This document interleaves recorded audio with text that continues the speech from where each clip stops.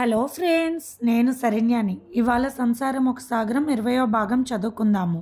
రచించిన వారు మీనా ముక్తేశ్వర్ గారు. తండ్రి అని ఉన్నాడు. ఎందుకు?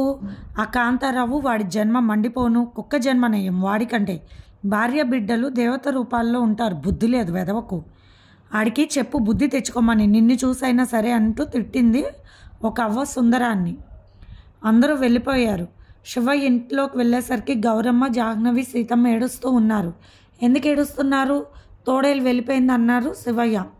తోడేలు వెళ్ళిపోవడం ఏమిటి అన్నారు గౌరమ్మ గారు చిరాగ్గా కళ్ళు తుడుచుకుంటూ. అందరూ ఒకసారి వినండి నా మాట. ఆ సుందరం గారు ఇలా చేశాడని బయటికి తెలిస్తే ఏదైనా చెప్పుకుంటారు జనం. నరం లేని నాలుకలు రకరకాలుగా వాగుతాయి. ఒక్కసారి ఆలోచించుకోండి. ఆడవాళ్ళు మీకు తెలియనిది ఏమీ లేదు. ఆడదాని మీద నింద పడితే అది ఆమె చచ్చే వరకు పోదు. తను చేసిన పని ఊర్లో జనానికి తను చెప్పిన మాటలు వివరంగా చెప్పాడు శివయ్య. తోడేలు రాలేదుగా పెద్దనాన్న అన్నది ఏడుస్తూ జాహ్నవి. జాహ్నవి, ఇలా ఉంటే అసలు ఎలా బ్రతుకుతావు నువ్వు? అమాయకంగా మాట తీరు, ముఖంలో పసితనం, చిన్న వయసులోనే పెళ్ళయింది. నిజమే, కానీ మీ అమ్మ వాళ్ళకు ఒకప్పుడు అందరికీ కూడా చిన్న వయసులోనే పెళ్ళిళ్ళు అయ్యాయి. వాళ్ళు ఇలా లేరు కదా. ఒక మనిషి అంత దగ్గరకు వచ్చేంత వరకు నువ్వేం చేస్తున్నావు? అరవాలి, లేకుంటే పరిగెత్తుకుంటూ వచ్చేయాలి. అంతేగాని వాడి చేతుల్లో తప్పించుకోలేని విధంగా ఉంటే ఎలా? ఒకేసారి ఆదిశక్తిలా మారాలి. ఎవరిని ఎక్కడ తన్నాలో అక్కడే తన్నాలి. అలాంటి వాడికి కాళ్ళ మధ్యం తంతే వదిలిపోతుంది. అలా తన్ని వెంటనే బయటకు పరిగెత్తుకుని వచ్చేయాలి. అయినా నువ్వు ఒక్కదానివి అలా ఎక్కడికి వెళ్ళవద్దు అంటూ కళ్ళు తుడుచుకున్నాడు శివయ్య. ఘోరం జరిగిపోయేది ఇంకాసేపు ఉంటే. ఐస్ తీసుకురమ్మన్నావు, అందుకే నీ గురించి నేను అడిగాను. లేకుంటే ఎంత ప్రమాదం జరుగుండేది. అలా ఎవరు పడితే వాళ్ళ చేతులు వేస్తే ముఖం పగలగొట్టాలి. అంత వివరం తెలియకపోతే ఎలా? మీ అమ్మని చూస్తున్నావు ఎలా ఉంటుంది? మీ పెద్దమ్మని చూస్తున్నావు ఎలా ఉంది ఆమె? అందెందుకు నువ్వు అత్తగారింటికి వెళ్ళావు? మీ అత్తగారు ఎంత గడుసుగా ఉంటున్నారు? ఎందుకు? ఈ మాయ ప్రపంచంలో ఆడది బతకాలంటే తప్పదు. కోపం అనే తెర కప్పుకొని తీరాలి. మనసులో ఉన్న అమాయకత్వాన్ని ముఖాన్ని దాకా తీసుకురాకూడదు. తెలుసుకో జాహ్నవి అంటూ చెబుతున్న పెద్దనాన్న మాటలు వింటూ కళ్ళ నీళ్ళు పెట్టుకుంటూ ఉంది జాహ్నవి. నాకు ఇక్కడ కోరిక చాలా నొప్పిగా ఉంది నాన్న అంటూ తన ఛాతిపై చూపించింది జాహ్నవి.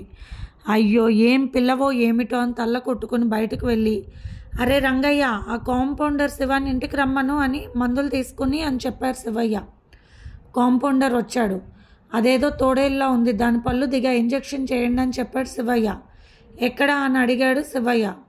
ఆడవాళ్ళు చూపించలేదు కదా, ఇంజెక్షన్ చేసి వెళ్ళు అన్నారు శివయ్య గట్టిగా. ఇంజెక్షన్ చేసి వెళ్ళాడు శివ. అదంతా సరే, ఈ గాయాలు ఎలా? జగపతి వస్తే ఏం చెప్పాలన్నది గౌరమ్మ. నిజమే చెప్పాలి, తప్పేదేముంది? తప్పు జరగనప్పుడు అబద్ధం ఆడేదేముంది అన్నారు శివయ్య. బయట ప్రపంచానికి తెలియాల్సిన అవసరం లేదు, కానీ భర్తకు తెలియాల్సిన అవసరం ఉంది. ఆ తర్వాతైనా నిజం తెలిస్తే చాలా తప్పుగా ఉంటుంది. అప్పుడు అనుకుంటారు ఏదో జరిగే ఉంటుంది, అందుకే దాచారు అని అన్నాడు శివయ్య. ఆ ముద్దు నష్టపు వాడు ఎంతకని తెగిస్తాడని వాడు చూపులు పిల్లపై ఎలా ఉన్నాయో గమనించే నేను దానికి పెళ్లి చేశాను చిన్న బిడ్డగానే అంటూ బోరు నేర్చింది సీతమ్మ. ఇంతలో జగపతి వచ్చారు. ఎక్కడున్నారేంటక్క అంటూ అడిగాడు. ఒకసారి అందరూ అలా భయపడిపోయారు. జాహ్నవి ఏడుస్తూ వెళ్ళి జగపతిని కౌగిలించుకుంది. ఏమైందమ్మా అన్నాడు జగపతి చాలా ప్రేమగా. వాడు నన్ను కొరికాడు, నా చేతులు లాగేశాడు, ఎక్కడంటే అక్కడ గట్టిగా నొక్కాడు, ఇక్కడ కూడా అంటూ అంతా చూపించింది జాహ్నవి. ఇక చెప్పాల్సింది తనే చెప్పింది. సరే, మీ ఇద్దరు ఇంట్లోకి వెళ్ళండి అని చెప్పారు శివయ్య. జగపతిని తీసుకుని తమ ఇంటికి వెళ్ళింది జాహ్నవి. సీతమ్మ గౌరమ్మ దగ్గర కూర్చుని మాట్లాడుతుంది భయంగా. కాసేపు ఆగు, కాలమే సమాధానం చెప్తుంది. ఎలాగో వచ్చాడు కదా, అన్నీ తెలుస్తాయి. తెలియనిది ఏముంది అబ్బాయికి? అమ్మాయి చెప్పే విధానం, అబ్బాయి అర్థం చేసుకునే విధానం ఎలా ఉంటుందో చూద్దాం. ముందే కంగారు పడకు సీతమ్మ అంటూ సీతమ్మ భుజం తట్టి ధైర్యం చెప్పింది గౌరమ్మ. శివయ్య ఆడవాళ్ళిద్దరూ మాట్లాడుకుంటారని తను బయటకు వెళ్ళాడు. అందరూ కూర్చునే రచ్చబండ దగ్గరకు ఇంట్లోకి వెళ్ళాక జగపతిని గట్టిగా కౌగిలించుకుని గట్టిగా ఏడ్చేసింది జాహ్నవి. ఎవరు ఏంటి నాకు అర్థం కాలేదు జాహ్నవి. సుందరం గురించి చెప్పింది జాహ్నవి. ఇంట్లో ఇంతమంది ఉంటే నీ చేయి ఎలా పట్టుకున్నాడు అన్నాడు కోపంగా. కాదు, నేను పక్క తోటలోకి వెళ్ళాను, జామకాయలు కోసుకుని తిన్నాను. ఇంతలో మీరు గుర్తు వస్తే ఆలోచిస్తూ ఉన్నాను. వాడు వచ్చి ఇలా చేశాడు అలా చేశాడని అన్ని విషయాలు చెప్పింది జాహ్నవి. అతను కొరికిన భాగాలు చూపించింది. కోపం రగిలిపోయింది జగపతికి. అలా ఒక్కదానివే తోటలోకి ఎందుకు వెళ్ళావు? ఇలా ఎందుకు అమాయకంగా ఉంటావు? ఇంకా తెలుసుకోకపోతే ఎలా అన్నాడు జగపతి జాహ్నవిని దగ్గరికి తీసుకుంటూ. అందుకే కాబోలు సీతమ్మ అక్క కళ్ళు ఎర్రగా ఉన్నాయి పాపం. బిడ్డల మీద ప్రాణాలు పెట్టుకుని బతుకుతున్నది ఒక తల్లి. ఆ దరిద్రుడి పని నేను చెబుతాను, ఎలా చెప్పాలో నాకు బాగా తెలుసు అనుకున్నాడు జగపతి మనసులో. పెద్దనాన్న బాగా కొట్టారు వాడినంటూ, ఎలా కొట్టారో కూడా చెప్పింది జాహ్నవి. ఇటుగా వస్తే నేను చూడాలని వచ్చాను అన్నాడు జగపతి. నాకు వణుకొచ్చేస్తుంది, భయం వేస్తుంది, నేను మీ దగ్గరే ఉంటాను, ఇక్కడ ఉండలేను అన్నది జాహ్నవి. అర్థమైంది, జాహ్నవి కూడా తనలాగే బాధపడుతుంది, ఒంటరిగా ఉండలేకని అనుకున్నాడు జగపతి. ఈలోపు శివయ్య వచ్చారు. జరిగిన సంగతి ఇది జగపతి. నేను జనానికి ఇలా చెప్పాను ఎందుకంటే ఈ ఊర్లో మీ ఊర్లో వాళ్ళు రకరకాలుగా చెప్పుకుంటారు, అందుకని మీరు కూడా తెలిసినట్టుగా ఉండకండి. జాహ్నవిని కూడా ఏమీ మాట్లాడవద్దని చెప్పండి. వాడికి ఎముకలు బాగా విరక్కొట్టను, ఇప్పట్లో రాడు అని కోపంగా చెప్పారు శివయ్య. ఇప్పుడు మీరు వాడింతంతే జరిగిన విషయాలు బయటకు వస్తే మన పరువు పోతుంది. మీరు మీ భార్యని ఇంటికి తీసుకువెళ్ళొచ్చు, సీతమ్మ గారు కూడా అదే చెబుతుందన్నారు శివయ్య. అదో రకంగా వణికిపోతూ భర్త చేయి పట్టుకొని ఉండిపోయింది జాహ్నవి. భయపడాల్సిన పని ఎందుకు జాహ్నవి, నువ్వు కూడా తెలివిగా ఉండాలి, జగపతి గారి దగ్గర ఉంటే నీకు భయమే ఉండదని చెప్పారు శివయ్య. జరిగిన విషయం బయటికి రానివ్వకూడదంటూ మాట తీసుకున్నారు శివయ్య. అలాగే అన్నారు జగపతి జాహ్నవి. భర్త కాబట్టి జరిగిన విషయం నీకు తెలియాల్సిన అవసరం ఉంది జగపతి, కానీ ఆ విషయాలు బయటకు రాకూడదు, గుర్తుపెట్టుకో అని చెప్పారు శివయ్య. సరే అంటూ సాయంత్రం భోజనాలు చేసి తన ఊరు బయలుదేరారు జగపతి జాహ్నవి ఇంటికి చేరారు. చాలా పొద్దుపోయింది. కరెంట్ పోయి కిరోసిన్ బుడ్డి దీపాలు వెలిగించారు. తనకి ఇలా జరిగిందని చెప్పుకోవాలనిపించింది అత్తగారిని చూడడమే జాహ్నవికి. కానీ పెద్దనాన్నగారు ఎవరికి చెప్పకూడదన్న మాట తీసుకున్నారు. మాట ఇవ్వడం అంటే దేవుడు తీసుకున్నట్టు అని చెబుతుంది అమ్మ, అందుకే నేను చెప్పకూడదని చెంపలేసుకుంది జాహ్నవి. అదేంట్రా, ఇంకా 2 రోజులు ఉందిగా, అప్పుడే నీ పిల్లని తెచ్చావా అంటూ నవ్వింది వేర్లంకమ్మ. తీసుకువచ్చానులే అన్నాడు జగపతి. బువ్వలేదు జగ్గు, నువ్వు రావులే అని రాత్రికి అక్కడ ఉండి ఉదయాన్నే వస్తావనుకున్నాము అంటూ ఉన్న తల్లి మాటలకు భోజనం చేసి వచ్చామమ్మా అని చెప్పాడు జగపతి. ఏమే జాను, ఏం మాట్లాడవే, ఎట్టాగుంది నీకు ఆరోగ్యం అన్నది వేర్లంకమ్మ. నేను మాట్లాడదామని అనుకుంటే ఈయనే మాట్లాడుతున్నారు అని ఏదో చెప్పబోయిన జాహ్నవి మాటకు అడ్డం వచ్చాడు జగపతి. సరిపోయిందిలే, చెవిటి మాలోకం, సంతకు వెళ్ళినట్టుంది నీ అవ్వారం అంటూ నవ్వి వెళ్ళి పడుకోండి అని చెప్పి పడుకుంది వేర్లంకమ్మ. మీ అన్న వదిన పైకి వెళ్ళారు, డాబా మీద తొంగున్నారు. ఎప్పుడో కొట్టుకాడ మిఠాయి కొట్టు రంగుడు పెళ్ళికి సరుకులు కావాలంటే ఇచ్చొచ్చాడు మీ అన్న. చాలా సరుకులు కొన్నాడంట, పెద్ద బేరం అని మురిసిపోతూ వచ్చాడు మిఠాయి కొట్టు రంగుడు. నీ తమ్ముడు కొద్దిగా కొసరు వేస్తాడు, నువ్వు కానీ మీ అమ్మ కానీ అస్సలు వేరన్నాడంట అంటూ పక్వంగా నవ్వింది వేర్లంకమ్మ.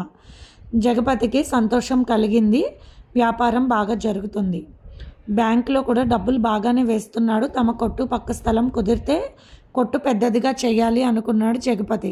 లోపలికి వెళ్ళారు జగపతి జాహ్నవి. వెళ్ళడమే జగపతి ఒడిలో పడుకుంది జాహ్నవి.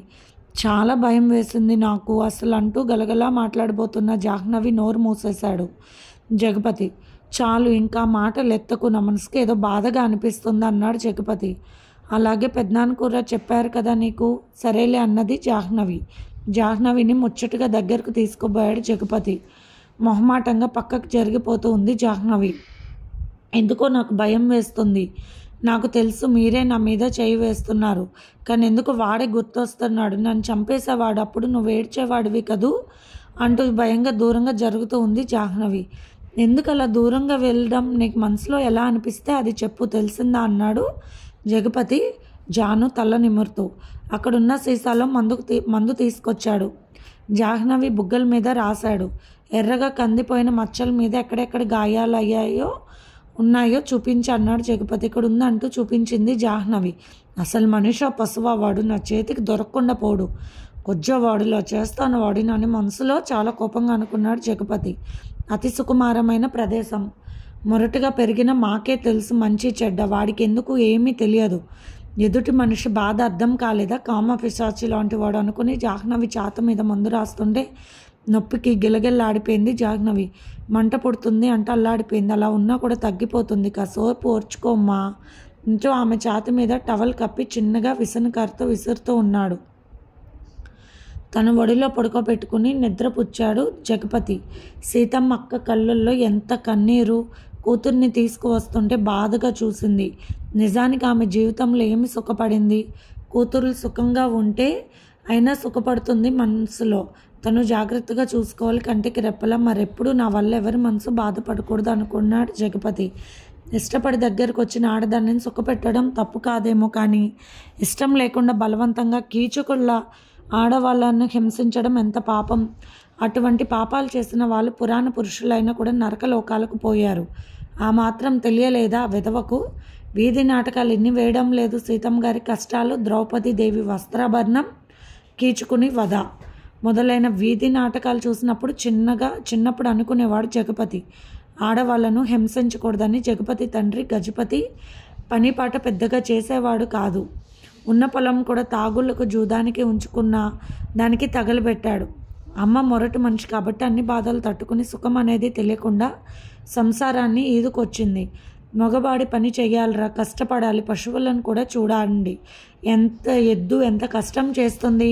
పాడి ఆవు పాలిచ్చి ఇంటిని పోషిస్తుంది. వాటిని చూసి బుద్ధి తెచ్చుకోవాలి మనం అని చెబుతూ ఉండేది వీరలంకమ్మ పిల్లల చిన్నతనంలో.